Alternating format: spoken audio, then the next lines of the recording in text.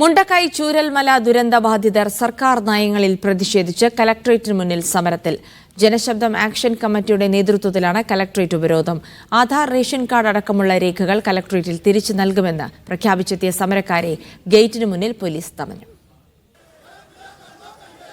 പ്രകടനമായെത്തി കളക്ടറേറ്റിന്റെ പ്രധാന കവാടം ഉപരോധിച്ച സമരക്കാർ ആധാർ കാർഡും റേഷൻ കാർഡും അടക്കമുള്ള രേഖകൾ തിരിച്ചു നൽകുകയാണെന്ന് പ്രഖ്യാപിച്ചു. ഒരു സർക്കാർ വന്നിട്ട് ഇന്ന് വരെ ഞങ്ങളെ കുറിച്ചിട്ട് ഞങ്ങളെ ഞങ്ങളുടെ ജീവിതത്തെക്കുറിച്ചോ ഞങ്ങളുടെ കുടുംബത്തെക്കുറിച്ചോ ഞങ്ങളുടെ നഷ്ടത്തെക്കുറിച്ചോ ഇന്ന് വരെ ഒരാൾ വന്നിട്ട് അന്വേഷിക്കുകയോ പിടിക്കുകയോ പോയില്ല. ഇനി ഞങ്ങൾക്ക് ഇത് കിട്ടിയിട്ട് കാര്യമില്ല.